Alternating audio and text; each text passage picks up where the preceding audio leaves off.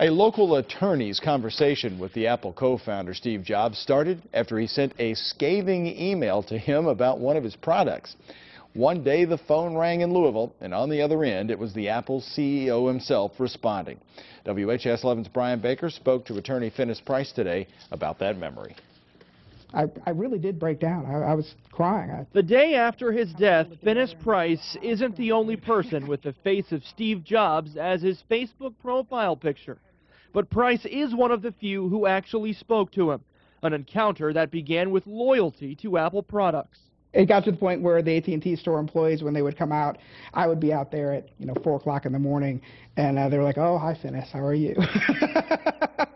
So I was there for the first iPad, everything. In 2007, the night before a big presentation, Price's MacBook Pro started to crash.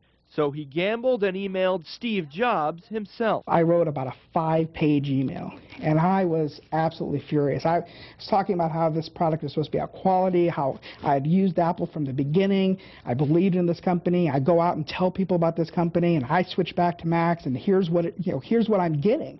And this is just unacceptable. He'd forgotten about the email by the next morning and never expected a response when the phone rang at his law office. And about 9:30, I get a phone call, and they say it is Mr. Jobs. And I thought it was odd. I said, I don't really know anyone named Mr. Jobs. Take a message or something and send it back down. And no part of you thought? No.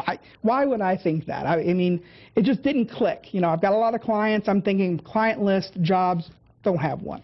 And I pick up the phone, and I know Steve Jobs' voice. I mean, I would watch every single keynote. And he says, "This is Steve Jobs." And he said, "I'm calling about your email." And that's when I was kind of sat down. I was like, "Oh, I'm sorry, Mr. Jobs," because I had picked up the phone kind of with this tone of, okay, who is this? The conversation lasted less than 2 minutes. After a few days, Finis Price got Apple's latest laptop for free. Now, 4 years later, he's using the same computer and still talking about that phone call. I was extremely honored to have him call me, but also a bit shell-shocked just because I wasn't quite sure what I should say. Seems like to you it was a little bit like the president calling most It was. people. It was meeting my hero. Brian Baker, WHAS 11 News.